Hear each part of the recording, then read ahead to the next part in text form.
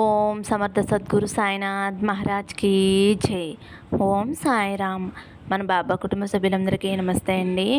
Hi friends, మీ అందరిపైన షిరిడి సాయినాథ్ ఆశీస్సులు ఉండాలని, మీరు ఎప్పుడూ సంతోషంగా ఉండాలని మనస్ఫూర్తిగా బాబా గారిని కోరుకుంటున్నానండి. ఫ్రెండ్స్, మీకు ఎటువంటి సమస్యలు ఉన్నా సరే, ఎటువంటి కష్టాలతో ఇబ్బంది పడుతున్నా సరే, ఒక్కసారి గురువుగారిని కాంటాక్ట్ అవ్వండి. శ్రీ వారాహిదేవి జ్యోతిష్యాలయం నెంబర్ 1 వశీకరణ స్పెషలిస్ట్ పండిత్ పవన్ నంబూదిరి గారు, కేరళ తాంత్రిక గురువు గారు. ఫోన్ నెంబర్ వచ్చేసి 9043637512.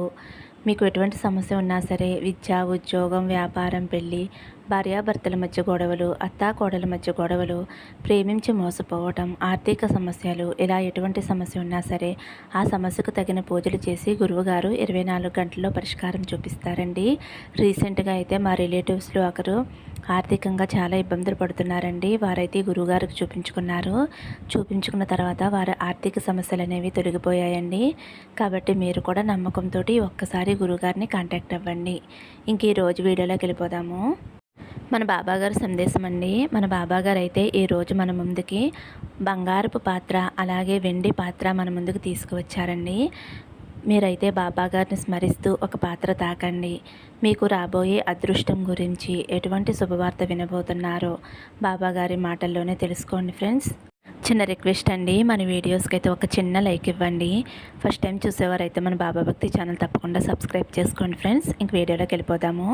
ముందుగా అయితే బంగారు పాత్ర తాకిన వారి గురించి అయితే మన బాబా గారు ఇలా అంటున్నారండి. బంగారు పాత్ర తాకిన నా బిడ్డకి నీ సాయి తండ్రి కరుణా చూపు నీ మీద ఉందమ్మా. నా కరుణ, నా చల్లని చూపు ఉండబట్టే ఇప్పుడు ఈ క్షణం నా ఈ మాటలు వినగలుగుతున్నావు తల్లి. ఇది నీకైన మాటలు, అందుకనే కొంచెం ఓపికగా విను తల్లి. ఇప్పుడు నీ సమస్య ఏమిటి? నీ చుట్టూ ఎవ్వరూ లేరు, ఒంటరిగా ఉన్నావు అని కాదు, నీ మనసులో ఎవరూ లేరు అని కారణం కాదు. నీ చుట్టూ ఉన్నవారు నిన్ను ఎవరూ కూడా అర్థం చేసుకోలేదు అనే బాధ నువ్వు పడుతున్నావు. నిన్ను అర్థం చేసుకొని వాళ్ళ మధ్య జీవిస్తున్నావు అని అర్థం. ఇదంతా కూడా నీకైన శోధన అని నువ్వు అనుకుంటున్నావు. జరగబోయేదంతా నువ్వు అర్థం చేసుకుంటే ఒక అవకాశం అనేది నీకు దొరుకుతుంది తల్లి. నీ చుట్టూ ఉన్నవారు నిన్ను అర్థం చేసుకోలేదు అని అనుకునేదానికంటే నిన్ను చుట్టి ఏమి జరుగుతుంది అని అర్థం చేసుకో. అప్పుడే నిన్ను చుట్టుముట్టిన చిక్కుల నుండి దాటడానికి నీకు బలం దొరుకుతుంది. చిక్కులు, సమస్యలు దాటలేని పరిస్థితి ఉన్నప్పుడు దిగులుగా అనిపిస్తుంది కదమ్మా. నువ్వు అర్థం చేసుకుంటే ఆ దిగులు నిన్ను ఏమీ చేయలేదమ్మా. నీ అతిపెద్ద బలహీనత ఏమిటో చెప్పనా తల్లి? నీ మాటలు. కోపంగా ఉన్నప్పుడు అతిపెద్ద మాటలు విసురుతున్నావు. నేను ఇప్పుడు నీకు చెప్పే మాట నిచ్చెన వంటిది. భయపడే నిన్ను పైకెక్కిస్తాను. మాటలు ఎలా ఉపయోగించుకుంటావో అది నీ యొక్క తెలివితేటల మీదే ఆధారపడి ఉంటుందమ్మా. నేను నీకు తోడుగా, తండ్రిగా నీకు ఒక సలహా ఇస్తానమ్మా. తక్కువగా మాట్లాడుతూ ఉండు, అనవసరంగా మాట్లాడవద్దు. కోపం వచ్చినా, ఇబ్బందులు వచ్చినా మౌనంగా ఉండు. కొరతగా మాట్లాడితే అన్ని సమస్యలు కూడా తీరిపోతాయి. మౌనంగా ఉంటే అసలు సమస్యలే రావు కదా. నువ్వు కోప్పడినంత వరకు మౌనంగా ఉంటే ఎలాంటి సమస్య కూడా దరిచేరదు. ఇతరులు నిన్ను అర్థం చేసుకోకపోయినా, అపార్థం చేసుకున్నా సరే, నిన్ను నువ్వు నిరూపించుకోవాలి అనే అవసరం అస్సలు లేదు తల్లి. ఎవరితోనూ కూడా వితండవాదం వద్దు. కాదు లేదు అనే చోటు నుంచి వెంటనే వెళ్ళిపోమ్మా. తప్పు అని చెప్పి ఏం లాభం పొందుతావు చెప్పు? కాలం అన్నిటికీ కూడా ఒక ముగింపు అనేది ఇస్తుంది. నిజానికి నిజాయితీ ఇప్పుడు గెలవకపోవచ్చు, కానీ తప్పకుండా గెలుస్తుంది కదా. అబద్ధాన్ని పాతాళానికి తొక్కి నిజం తప్పకుండా పైకి చేరుతుంది. కాబట్టి తల్లి, నిజాయితీకి మంచి కాలం తప్పకుండా వస్తుంది. దానికి చెడుకి స్థానం ఉంది అని అనుకోవద్దు. అబద్ధం గెలిచినట్టు ఉన్నా అది ఒక మాయ. తప్పకుండా అది లొంగిపోవలసిందే. నిజం గెలుస్తుంది అనేదే వాస్తవం తల్లి. ఇప్పుడు నీ జీవితం మంచి శక్తిగా ఉంటుంది. ఎందుకంటే నువ్వు నిజాయితీగా ఉన్నావు కాబట్టి. ఈ మనుషులకి ఎప్పుడూ కూడా భయపడవద్దు. కాలానికి మాత్రమే భయపడు. ఎవరు ఎన్ని కష్టాలు కలిగించినా నిజం అనేది ఏదో ఒక రోజున బయటపడాలి. అబద్ధాలు చిరునామా లేకుండా పోతాయి. అంతవరకు కొంచెం సహనంగా, మౌనంతో ఎదురుచూడమ్మా. నేను నిన్ను అంతా గమనిస్తూనే ఉన్నానమ్మా. నా చూపు దాటి ఏమీ జరగదు బిడ్డా. నువ్వు చేయవలసింది చేయి తల్లి. నీ చేయి వదిలేస్తాను అని ఎప్పుడూ కూడా అనుకోవద్దు. నువ్వు ఎప్పుడూ కూడా నా రక్షణలోనే ఉంటావు అని నీకు తెలుసు కదమ్మా. ధర్మం ప్రస్తుతం ఓడిపోయినా ధర్మం మాత్రమే గెలుస్తుంది. ఇక్కడ నిజం మాత్రమే గెలుస్తుంది అని గుర్తుంచుకో అమ్మా. కాబట్టి మంచివాళ్ళు ఎప్పుడూ ఓడిపోరు. నీ సంరక్షణ నీ సాయి తండ్రి బాధ్యత అని గుర్తుంచుకో తల్లి. బంగారు పాత్ర తాకిన నీకు అంతా నీ జీవితం బంగారుమయంగా ఉంటుంది తల్లి.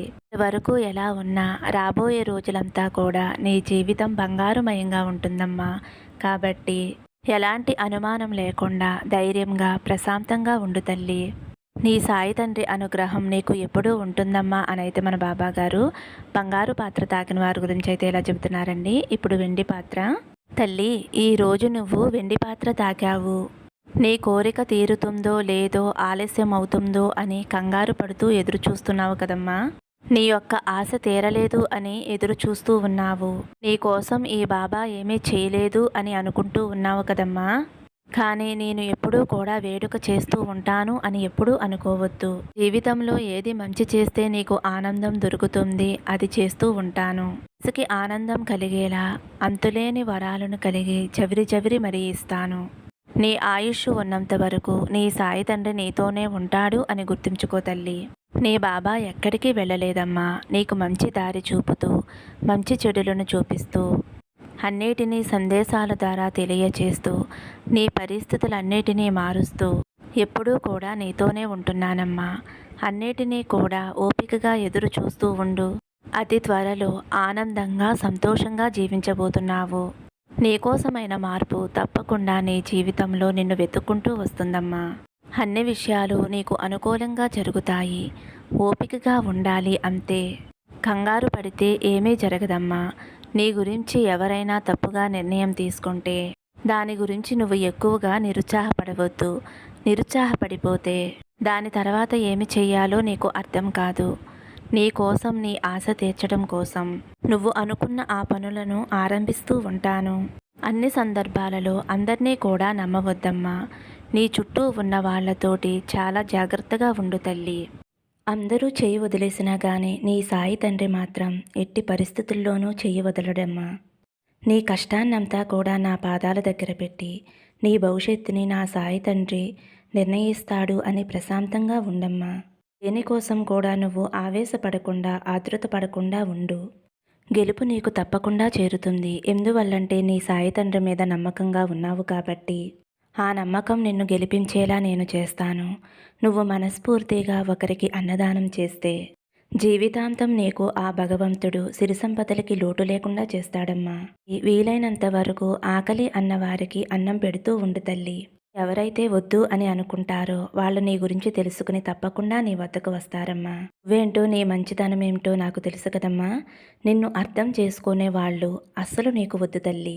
నిజాయితీగా ఓపికగా నమ్మకంతో ఉన్న నీకు ఏది అవసరమవుతుందో అవన్నీ కూడా నీకు సొంతమవుతాయి. నువ్వు ఇతరులకి మంచి చేస్తున్నప్పుడు తిరిగి రెండింతలుగా నీ చెంతకు చేరుతాయమ్మా. ఈ జనవరి 1 నుంచి నీకు మంచి కాలం ఆరంభం కాబోతుంది అని గుర్తుంచుకో తల్లి. ఇక దేని గురించి ఆలోచించవద్దు. ఇప్పటి వరకు ఎలా ఉన్నా రాబోయే కాలమంతా కూడా నీకు మంచిగానే ఉంటుందమ్మా.